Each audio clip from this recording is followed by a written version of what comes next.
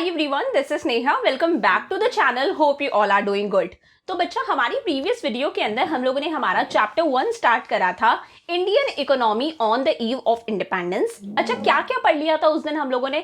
सबसे पहले हम लोगों ने डिस्कस करा था colonial exploitation of the Indian economy, कि जब ब्रिटिश गवर्नमेंट हम पर रूल कर रही थी इंडिपेंडेंस से पहले, तब उन्होंने किस तरह से हमारी इंडिया की इकोनॉमी को एक्सप्लॉइट करा, यानी कि बर्बाद करा, कैसे उन्होंने हमारी इकोनॉमी को डिस्ट्रॉय करा। उसमें हम लोगों ने देखा था बच्चा कि ब्रिटिशर्स ने हमारे 3 सेक्टर्स को एक्सप्लॉइट करा। पहला है agriculture sector, second is industrial sector, third is international trade.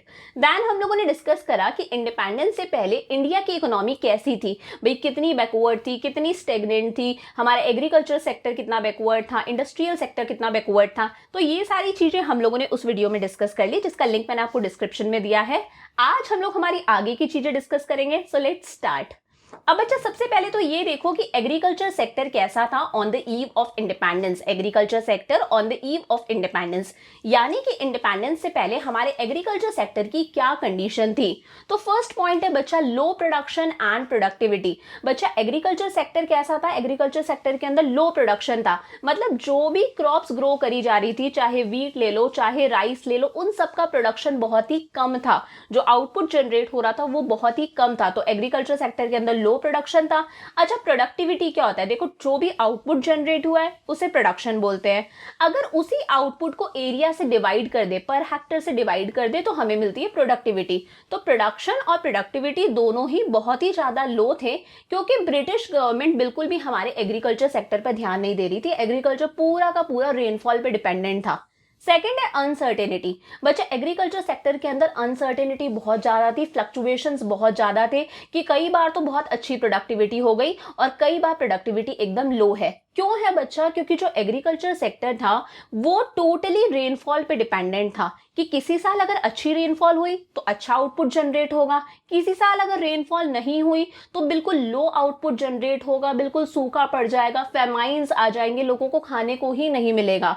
और ब्रिटिश गवर्नमेंट कुछ परमानेंट मीन्स ऑफ इरिगेशन के लिए कुछ नहीं कर रही थी, लाइक वेल्स भी कंस्ट्रक्ट नहीं करवा रही थी, डैम्स भी कंस्ट्रक्ट नहीं करवा रही थी, कैनाल्स भी कंस्ट्रक्ट नहीं करवा रही थी। तो ब्रिटिश गवर्नमेंट ने हमारी इकोनॉमी के परमानेंट मीन्स ऑफ इरिगेशन पर बिल्कुल ध्यान नहीं दिया। हम लोग टोटली रेनफॉल पे डिपेंडेंट थे। रेनफॉल हुई तो अच्छा प्रोडक्शन हुआ, रेनफॉल नहीं हुई तो पुअर प्रोडक्शन हुआ। तो एग्रीकल्चर के अंदर बहुत ही ज्यादा अनसर्टेनिटी थी।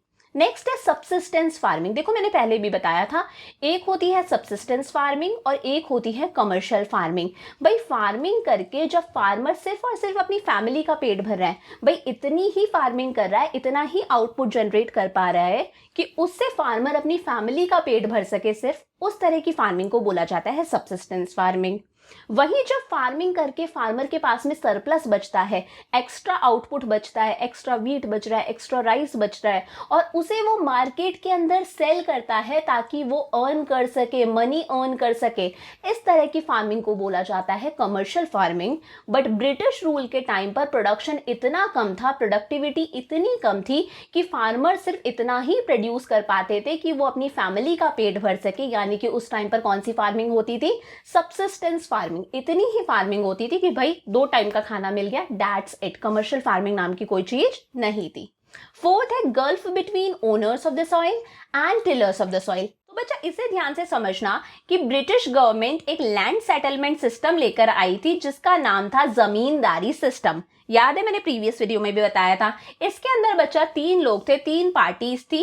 एक तरफ तो थी बच्चा इसके अंदर ब्रिटिश गवर्नमेंट, एक तरफ थे बच्चे इसके अंदर जमींदार्स, और एक तरफ थे इसके अंदर टेलर्स ऑफ द सॉइल। अब ध्यान से समझना बच्चा, जमींदार कौन लोग थे बच्चा? बहुत पैसे वाले लोग थे, जिनके पास में बड़े बड़े लैंड थे। तो ये क्या थे? लैंड के ओनर्स थे, इसीलिए इन्हें बोला जाता था लैंड लॉर्ड्स। ये जमींदार के पास में बड़े बड़े लैंड थे, ये क्या थे? लैंड के ओनर थे। भाई ब्रिटिश गवर्नमेंट ने जमींदार को बोला कि ठीक है भाई जमींदार, तुम लैंड के ओनर कहलाते हो, बट इस लैंड का ओनर कहलाने के लिए तुम्हें हमें एक फिक्स्ड अमाउंट पे करना पड़ेगा, एक तरह का टैक्स पे करना पड़ेगा, जिसे बोला गया लैंड रेवेन्यू। ब्रिटिश गवर्नमेंट ने जमींदार से बोला कि हमें फर्क नहीं पड़ता, तुम ये पैसा कहीं से भी लेकर आओ, अगर तुम्हें इस लैंड का ओनर कहलाना है, इस लैंड का मालिक कहलाना है, तो तुम्हें हमें एक फिक्स्ड अमाउंट पे करना पड़ेगा, एक टैक्स पे करना पड़ेगा जिसे कहते हैं लैंड रेवेन्यू। अगर तुम हमें ये लैंड रेवेन्यू पे नहीं करोगे तो हम तुमसे तुम्हारी जमीन छीन लेंगे, यानी कि हम तुमसे तुम्हारी जमींदारी छीन लेंगे। अब भाई जमींदार क्या करें? तो भैया एक तरफ थे tillers of the soil. Tillers of the soil वो बेचारे फार्मर्स थे जिनके पास में खुद का लैंड नहीं था, यानी कि ये कौन थे बेचारे? लैंडलेस फार्मर्स, ऐसे फार्मर्स जिनके पास में खुद का लैंड नहीं था। तो भाई ये फार्मिंग कहां करें, ये अपनी फैमिली का पेट कैसे भरे? तो ये बेचारे टिलर्स ऑफ द सॉइल किसके लैंड पर काम करते थे? ओनर्स के लैंड पर, जमींदार के लैंड पर काम करते थे। और बदले में इन टिलर्स ऑफ द सॉइल को जमींदार को क्या देना पड़ता था? रेंट देना पड़ता था, क्योंकि ये जमींदार के लैंड पर काम कर रहे थे। तो भाई जमींदार इनसे बहुत ज्यादा रेंट लेते थे, इनका शोषण हो रहा था, इनका एक्सप्लॉइटेशन हो रहा था। जमींदार इनसे बहुत ज्यादा लैंड रेवेन्यू लेते थे, लैंड रेंट लेते थे, और वो पैसा लेके कुछ पैसा सरकार को दे देते थे, कुछ पैसा अपने पास में रख लेते थे। तो धीरे धीरे भाई जमींदार तो डे बाय डे पैसे वाले होते गए, और बेचारे टिलर्स ऑफ द सॉइल जिनके पास में खुद का लैंड भी नहीं है, इतना ज्यादा उन्हें रेंट पे करना पड़ रहा है जमींदार को, वो डे बाय डे और ज्यादा पुअर होते गए और कर्जे के अंदर, डेब्ट के अंदर घिरते गए। भाई इन्हें कर्जा लेना पड़ता था इस रेंट को पे करने के लिए। तो जमींदार धीरे धीरे क्या होते गए? पैसे वाले होते गए, यानी कि ओनर्स ऑफ द सॉइल, जमींदार धीरे धीरे पैसे वाले होते गए, और टिलर्स ऑफ द सॉइल यानी कि जो लैंडलेस फार्मर्स हैं वो डे बाय डे और पुअर होते गए। तो ब्रिटिश रूल के टाइम पर ओनर्स ऑफ द सॉइल और टिलर्स ऑफ द सॉइल के बीच में एक गैप बढ़ गया था, बहुत ज्यादा गल्फ आ गया था, एक गैप इंक्रीज हो गया था कि ये डे बाय डे रिचर होते जा रहे हैं, ये डे बाय डे पुअर होते जा रहे हैं। तो this was the gulf between owners of the soil and tillers of the soil. Fifth है स्मॉल एंड फ्रेगमेंटेड होल्डिंग्स। बेटा ब्रिटिश रूल के टाइम पर बहुत सारे फार्मर्स ऐसे थे जो या तो स्मॉल फार्मर्स थे या फिर मिडिल फार्मर्स थे, मतलब बहुत ज़्यादा पैसे वाले फार्मर्स नहीं थे। और ऐसे फार्मर्स के पास में जो लैंड थे वो एक तो बहुत ही ज़्यादा छोटे थे, छोटे छोटे से लैंड थे, स्मॉल लैंड थे, और एक लैंड का टुकड़ा यहाँ है, एक लैंड का टुकड़ा यहाँ है। भाई ये ए है, इसका एक लैंड का तो पीस यहाँ है, एक लैंड का पीस यहाँ है। तो एक तो छोटे छोटे से लैंड थे और एक फ्रेगमेंटेड थे। फ्रेगमेंटेड मतलब टुकड़ों के अंदर थे, एक पीस ऑफ लैंड यहाँ है, एक पीस ऑफ लैंड यहाँ है, एक पीस ऑफ लैंड यहाँ है। अब भाई ऐसे अलग अलग टुकड़ों के ऊपर तो ये कोई मशीन भी नहीं चला सकता। छोटा सा लैंड है, छोटे से लैंड के ऊपर कोई ट्रैक्टर चला सकता है? ट्रैक्टर घूमेगा ही नहीं बच्चे। बड़ा लैंड है तो आराम से ट्रैक्टर भी चलाएगा, मशीनें भी चलाएगा, अच्छा प्रोडक्शन होगा। छोटे छोटे से फ्रेगमेंटेड लैंड्स पे कोई मशीन भी नहीं चला सकता वो। तो ऐसे केस के अंदर वहां पे प्रोडक्शन और प्रोडक्टिविटी क्या रहती थी? लो रहती थी। सिक्स्थ आपको पता है ये लैंड रेवेन्यू सिस्टम जो ब्रिटिश गवर्नमेंट लेकर आई थी, जिसे बोला गया जमींदारी सिस्टम, जिसके अंदर जमींदार को बोल दिया गया था कि भाई आप इस सॉइल यानी कि आप इस लैंड के क्या हो? ओनर हो। बट जमींदार were to pay a fixed sum to the government as land revenue.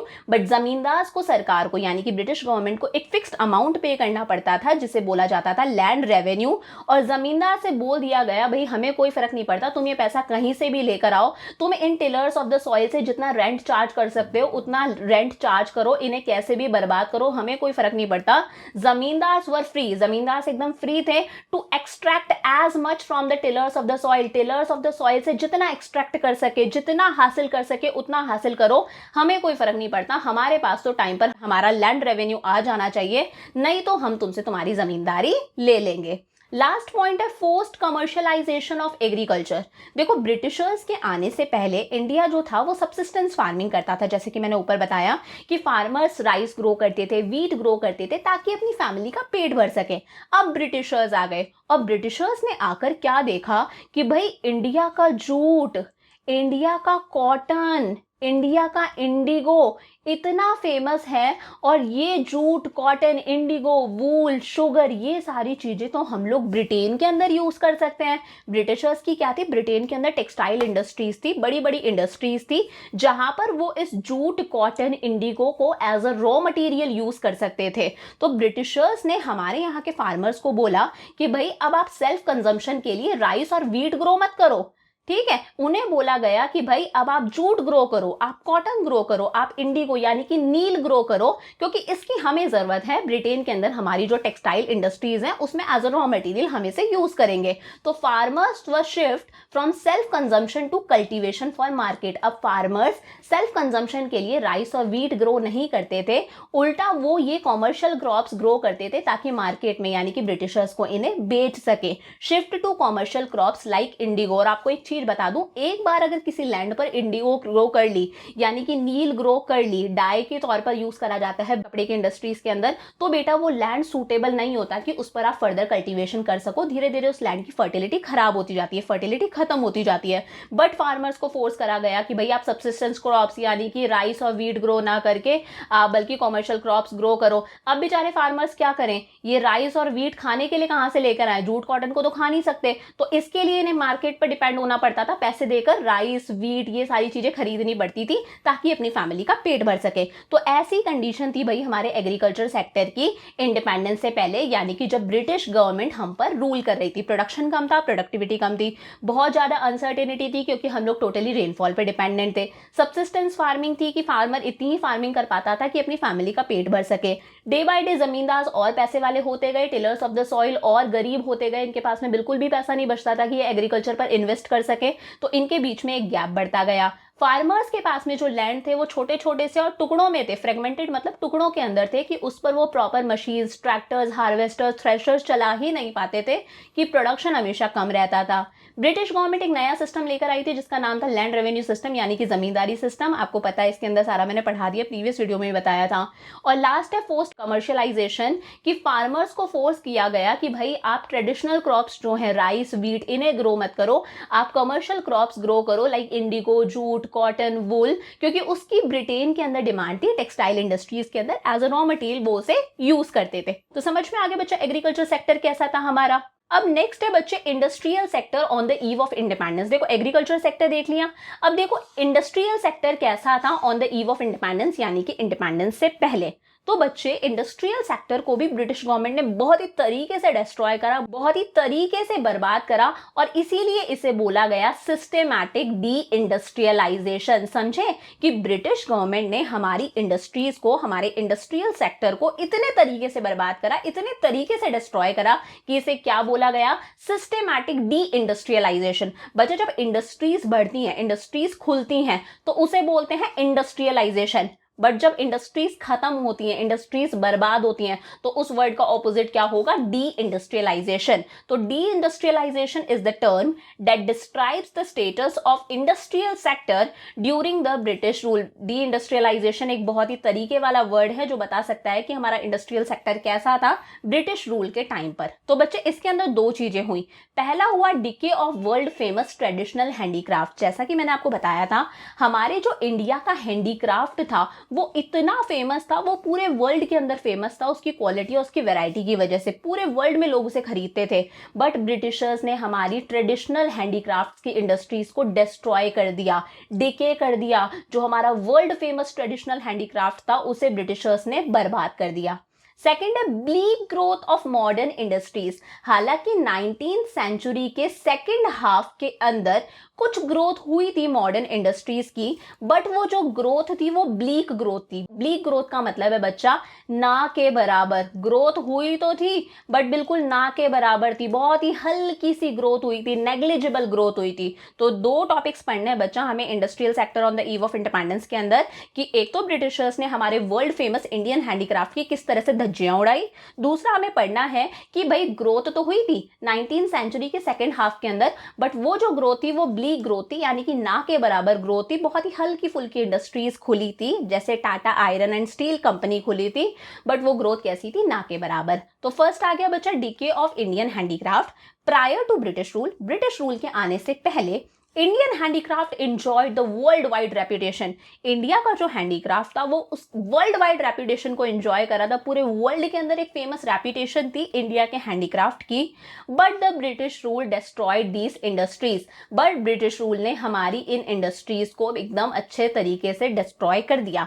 क्या क्या रीजंस थे बेटा हमारी इंडियन हैंडीक्राफ्ट इंडस्ट्रीज कैसे डिस्ट्रॉय हुई, कैसे खत्म हुई? तो सुनो, फर्स्ट है डिस्क्रिमिनेटरी टैरिफ पॉलिसीज। भाई ब्रिटिशर्स ने एक पॉलिसी इंट्रोड्यूस करी जिसका नाम था डिस्क्रिमिनेटरी टैरिफ पॉलिसी। ध्यान से समझना बच्चे, ये इंडिया है, ठीक है, और ये ब्रिटेन है।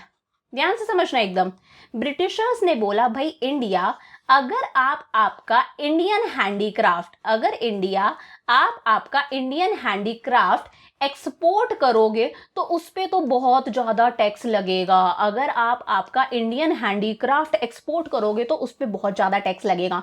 और भाई जिस चीज़ पर ज़्यादा टैक्स लगता है वो चीज़ महंगी हो जाती है, तो दूसरे देश क्यों खरीदेंगे? तो हमारे हैंडीक्राफ्ट्स की डिमांड अपने आप दूसरे देशों में क्या हो गई? कम हो गई। समझे? बट साथ साथ में ब्रिटिशर्स को ये पता था कि भाई इंडिया के अंदर बहुत अच्छा जूट है, बहुत अच्छा कॉटन है, बहुत अच्छा सिल्क है, जिसकी ब्रिटेन के अंदर जो टेक्सटाइल इंडस्ट्रीज है वहां पर डिमांड है। तो ब्रिटिशर्स ने बोला बट इंडिया अगर अपना रॉ मटेरियल एक्सपोर्ट करेगा, like cotton, jute, wool, Indigo, अगर इंडिया अपना रॉ मटेरियल एक्सपोर्ट करेगा, इन सब चीजों को बोलते हैं बेटा प्राइमरी प्रोडक्ट्स। क्या कहते हैं? Primary product. तो उस पर बिल्कुल भी टैक्स नहीं लगेगा, वो क्या होगा? टैक्स फ्री लगेगा। चाल समझ रहे हो?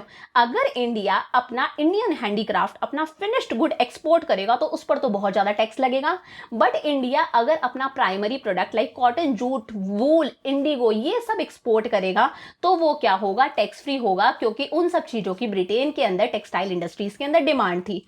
और ब्रिटेन से जो माल बनकर आएगा फिनिश्ड गुड, उसी जूट, कॉटन, वूल की हेल्प से जो फिनिश्ड गुड बनकर आएगा वो इंडिया में क्या होगा? टैक्स फ्री होगा। टैक्स फ्री होगा, टैक्स नहीं लगेगा तो सस्ता होगा, इंडिया की पॉपुलेशन उसे खरीदेगी। भाई तो टोटली उन्होंने हमारे हैंडीक्राफ्ट को तो बर्बाद कर दिया। डोमेस्टिक लोग भी हमारे इंडियन हैंडीक्राफ्ट को नहीं खरीदते थे, टैक्स इतना ज्यादा लग रहा था कि दूसरे देशों ने भी खरीदना बंद कर दिया। और ब्रिटेन से जो प्रोडक्ट आ रहा था वो इतना सस्ता था, टैक्स फ्री था, कि हमारे डोमेस्टिक लोग भी उसे खरीदने लगे। तो इस तरह की जो डिस्क्रिमिनेटरी यानी कि भेदभाव वाली उन्होंने जो टैक्स पॉलिसी स्टार्ट करी थी ना, इसकी वजह से हमारा इंडियन हैंडीक्राफ्ट टोटली गिर गया।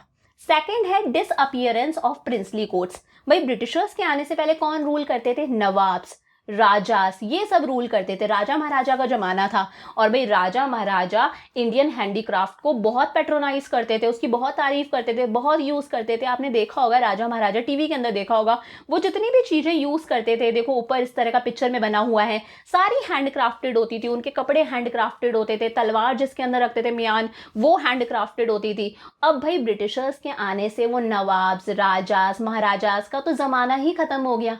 अब कौन पूछेगा इंडियन हैंडीक्राफ्ट को? तो इसकी वजह से भी हमारा इंडियन हैंडीक्राफ्ट एकदम डिक्रीज हो गया था, इसका डिके हो गया था, इंडिया की हैंडीक्राफ्ट इंडस्ट्रीज खत्म हो गई थी। थर्ड है competition from machine made products. भाई हमारे पास में ब्रिटेन से प्रोडक्ट आ रहा था और वो प्रोडक्ट मशीनों से बनकर आ रहा था, टैक्स फ्री था, तो बहुत ही ज्यादा सस्ता था। इंडिया का प्रोडक्ट जो कि क्या था? हैंडीक्राफ्ट था, हाथ से बना हुआ था, उस पर इतना सारा ब्रिटिश गवर्नमेंट ने टैक्स भी लगा दिया, तो महंगा भी था। तो भाई हमारा इंडियन हैंडीक्राफ्ट ब्रिटेन से आए हुए मशीन मेड प्रोडक्ट्स के सामने सर्वाइव नहीं कर पाया और हमारे इंडियन हैंडीक्राफ्ट की इंडस्ट्रीज शट डाउन हो गई। नेक्स्ट है न्यू पैटर्न ऑफ डिमांड। भाई इंडिया के लोगों को तो आप जानते ही हो, वो बहुत ही जल्दी वेस्टर्न कल्चर को अडॉप्ट करते हैं। तो हम लोगों ने देखा भाई ब्रिटिशर्स हमारे यहाँ पर रहते थे तो हमारा टेस्ट बदल गया, हमारा पहनावा बदल गया, हमारा मतलब रहन सहन का तरीका बदल गया और हमारी जो डिमांड थी वो नई हो गई। नई पैटर्न ऑफ डिमांड हम लोग फॉलो करने लगे। जैसे आजकल आपको पता है हम लोग वेस्टर्न क्लोथ्स पहनते हैं, हमारा लाइफस्टाइल बहुत ज्यादा वेस्टर्न होता जा रहा है, तो हमारी जो डिमांड थी वो बदल गई। हम खुद ही हमारे इंडियन हैंडीक्राफ्ट को इतनी इंपॉर्टेंस नहीं देते थे, अब हम ब्रिटेन से आए हुए टैक्स फ्री जो मशीन मेड प्रोडक्ट्स थे उन्हें इंपॉर्टेंस देते थे, तो हमारी डिमांड भी चेंज हो गई थी। इस वजह से भी हमारी इंडिया की हैंडीक्राफ्ट इंडस्ट्री शट डाउन हो गई। लास्ट है इंट्रोडक्शन ऑफ रेलवेज। भाई ब्रिटिशर्स ने इंडिया के अंदर रेलवेज एस्टैब्लिश कर दी, इंडिया के कोने कोने के अंदर वहां पर उन्होंने रेलवेज एस्टैब्लिश कर दी, ताकि इस रेलवे सिस्टम के थ्रू ब्रिटेन से जो प्रोडक्ट आ रहा है वो इससे इंडिया के कोने कोने में पहुंचा सके। समझ में आई बात? कि ब्रिटिशर्स ने क्या करा, इंडिया के कोने कोने के अंदर रेलवेज एस्टैब्लिश कर दी ताकि ब्रिटेन से जो प्रोडक्ट आ रहा है वो इंडिया के कोने कोने में पहुंच सके, लोगों को इजीली अवेलेबल हो। और ये रीजन भी था कि लोग ब्रिटेन से आए हुए प्रोडक्ट को खरीदने लगे और हमारी Indian handicraft industries shut down हो गई। तो आई होप फर्स्ट पॉइंट एकदम अच्छे से क्लियर हो गया, काफी डिटेल में मैंने एक्सप्लेन कर दिया। सेकेंड है bleak growth of modern industries. अब बच्चे कुछ ग्रोथ तो हुई थी, मैंने बताया 19th सेंचुरी के सेकेंड हाफ के अंदर कुछ ग्रोथ हुई थी, बट वो ग्रोथ क्या थी, ब्लीक ग्रोथ, ना के बराबर। Only some industries were established, कुछ ही इंडस्ट्रीज एस्टैब्लिश्ड हुई थी, कुछ प्राइवेट एंटरप्रेन्योर्स ने एस्टैब्लिश करी थी, जैसे Tata iron and steel company, कुछ sugar industries, cement industries, paper industries, but ये जो ग्रोथ थी ना के बराबर थी, अच्छे से ग्रोथ नहीं हुई। Participation of state in the process of industrialisation was limited. जो स्टेट यानी कि सरकार का पार्टिसिपेशन था, गवर्नमेंट का पार्टिसिपेशन था, यानी कि ब्रिटिश गवर्नमेंट का पार्टिसिपेशन इंडस्ट्रियलाइजेशन के प्रोसेस के अंदर, इंडस्ट्री सेटअप करने के अंदर, वो बिल्कुल लिमिटेड था। वो सिर्फ रेलवेज और mass communication, means of communication तक ही सीमित थे। नो कैपिटल गुड्स इंडस्ट्रीज, बेटा बड़ी बड़ी मशीन्स बनाने की इंडस्ट्रीज, बड़े बड़े प्लांट्स, इस तरह की इंडस्ट्रीज तो एग्जिस्ट ही नहीं करती थी। भाई अगर प्रोडक्शन करना है तो मशीनों की रिक्वायरमेंट होती है, बट वो मशीन्स हमारी कंट्री में बनती ही नहीं थी। क्रेन्स हो गई, मशीन्स हो गई, ऐसी बड़ी बड़ी चीजें हमारी कंट्री में ही बनती ही नहीं थी। तो कैपिटल गुड्स को हम लोग हमेशा इंपोर्ट ही करते थे, कैपिटल गुड्स की इंडस्ट्रीज हमारी कंट्री के अंदर नहीं थी। तो बच्चा ऐसा था इंडस्ट्रियल सेक्टर हमारा on the eve of independence, जब हम ब्रिटिशर्स के गुलाम थे। थर्ड सेक्टर है foreign trade under the British rule. ये सारी चीजें मैं आपको बता चुकी हूं कि फॉरेन ट्रेड कैसा था ब्रिटिश रूल के टाइम पर। तो आपको अभी मैंने बताया था कि इंडिया का हैंडीक्राफ्ट पूरे वर्ल्ड के अंदर फेमस था, कि इंडिया उस हैंडीक्राफ्ट को क्या करता था, एक्सपोर्ट करता था। बट ब्रिटिशर्स ने हमारी इस ग्लोरी को खत्म कर दिया। ब्रिटिशर्स ने हमारी इंडियन हैंडीक्राफ्ट इंडस्ट्रीज को डिस्ट्रॉय कर दिया। अब ब्रिटिशर्स ने क्या करा, ब्रिटिशर्स ने इंडिया को बना दिया net exporter of primary products. ये एक्सपोर्टर है, net exporter of primary products and importer of finished goods, कि भाई इंडिया एक्सपोर्टर बन गया प्राइमरी प्रोडक्ट्स का। During the British rule India became net exporter of primary products, जैसे raw silk, jute, wool, Indigo, sugar, cotton etcetera. क्योंकि Britishers को पता था कि इंडिया का जो प्राइमरी प्रोडक्ट है, ये सारी चीजें, इसकी क्वालिटी और वेराइटी शानदार है, जिसे वो ब्रिटेन के अंदर यूज कर सकते हैं अपनी टेक्सटाइल इंडस्ट्रीज के अंदर। तो इंडिया को उन्होंने एक्सपोर्टर बना दिया प्राइमरी प्रोडक्ट का, उल्टा इंपोर्टर बना दिया फिनिश्ड गुड्स का। भाई हमसे रॉ मटेरियल लेकर जा रहे हैं, वहां पर जाके फिनिश्ड गुड्स बना रहे हैं और आके उल्टा हमें ही बेच रहे हैं। On the other hand it became importer of finished goods. India importer बन गया फिनिश्ड गुड्स का, जो कि ब्रिटेन की इंडस्ट्रीज के अंदर बन रहा था। तो ब्रिटिशर्स ने ऐसा देखा, भाई इंडिया रॉ मटेरियल का भी एक बढ़िया सोर्स है, सस्ते में रॉ मटेरियल लेकर जाओ, वो भी इतना शानदार वाला, ब्रिटेन के अंदर माल बनाओ और लाके इंडिया के अंदर ही बेच दो। तो इंडिया उनके लिए क्या था, exporter of primary products and importer of finished goods. India अपने इंडियन हैंडीक्राफ्ट को एक्सपोर्ट नहीं कर सकता था, क्योंकि उस पर बहुत ज्यादा टैक्स लगता था। सेकेंड है monopoly control of India foreign trade. भाई इंडिया वर्ल्ड के अंदर जितनी भी ट्रेड करता था, उसमें से 50% से ज्यादा जो इंडिया ट्रेड कर रहा था, वो सिर्फ ग्रेट ब्रिटेन के साथ में कर रहा था। मतलब समझ रहे हो भाई, 50% से ज्यादा जो इंडिया ट्रेड कर रहा है पूरे वर्ल्ड के अंदर, वो सिर्फ किसके साथ में कर रहा था, ग्रेट ब्रिटेन के साथ में। More than 50% of India foreign trade was taking place with great Britain. तो हमारे फॉरेन ट्रेड के ऊपर ग्रेट ब्रिटेन ने क्या हासिल कर ली थी, मोनोपॉली हासिल कर ली थी। India was a huge market to the British industry. Britain के अंदर जितना भी सामान बनता था हमारे रॉ मटेरियल की हेल्प से, उसको लाकर वो मोस्टली कहां पर बेचते थे, इंडिया के अंदर ही बेचते थे। लास्ट है सरप्लस ट्रेड। अब भाई इंडिया के एक्सपोर्ट्स ज्यादा हैं। एक्सपोर्ट्स ज्यादा क्यों है, क्योंकि इंडिया क्या एक्सपोर्ट कर रहा है, प्राइमरी प्रोडक्ट। एक चीज बता दूं बच्चे, जब कोई कंट्री फिनिश्ड गुड एक्सपोर्ट करती है तो वो उसके लिए अच्छा माना जाता है कि भाई फिनिश्ड गुड एक्सपोर्ट कर रही है। बट अगर कोई कंट्री रॉ मटेरियल एक्सपोर्ट कर रही है, प्राइमरी प्रोडक्ट एक्सपोर्ट कर रही है, मतलब वो कंट्री बैकवर्ड है, वो कंट्री पीछे जा चुकी, पिछड़ी हुई है, तभी जाके तो वो रॉ मटेरियल एक्सपोर्ट कर रही है। भाई फिनिश्ड गुड एक्सपोर्ट करना अच्छी बात है, याद रखना, बट रॉ मटेरियल एक्सपोर्ट करना हमारी बैकवर्डनेस शो करता है। तो सरप्लस ट्रेड था, सरप्लस मतलब हमारे एक्सपोर्ट्स ज्यादा थे, तो हमारे पास में दूसरे देश की करेंसी आ रही थी। बट ये सिर्फ ब्रिटिशर्स के फायदे के लिए था। हमसे एक्सपोर्ट इसलिए करवाया जा रहा था क्योंकि वो रॉ मटेरियल वो वहां पर यूज कर रहे थे। और इस ट्रेड से जो सरप्लस जनरेट हो रहा था, जो हमारे पास में इनकम जनरेट हो रही थी एक्सपोर्ट करने से, was due to export of primary goods. ये सिर्फ और सिर्फ प्राइमरी गुड्स को एक्सपोर्ट करने की वजह से ही इनकम जनरेट हो रही थी। और इस सरप्लस, ये जो हमारे पास में पैसा आ रहा था, was not used for growth and development of the country। इसे भी हमारी कंट्री की ग्रोथ और डेवलपमेंट पर यूज नहीं किया गया। It was use for administrative expenses of the British government. इसे ब्रिटिश गवर्नमेंट अपनी सरकार चलाने पर खर्च कर रही थी, अपने ऑफिशियल खर्चों के लिए खर्च कर रही थी, अपने एडमिनिस्ट्रेटिव एक्सपेंसेस के लिए इस पैसे को खर्च कर रही थी। और ब्रिटिश गवर्नमेंट जितनी भी वॉर्स लड़ती थी, जितनी भी वॉर्स फॉट करती थी, उनके लिए इस पैसे को यूज में ले रही थी। हालांकि ये पैसा हमारी कंट्री का था, फिर भी इस पैसे को हमारी कंट्री के डेवलपमेंट के लिए यूज नहीं किया गया। तो आज बच्चों हम लोगों ने 3 टॉपिक्स डिस्कस करे। कौन कौन से?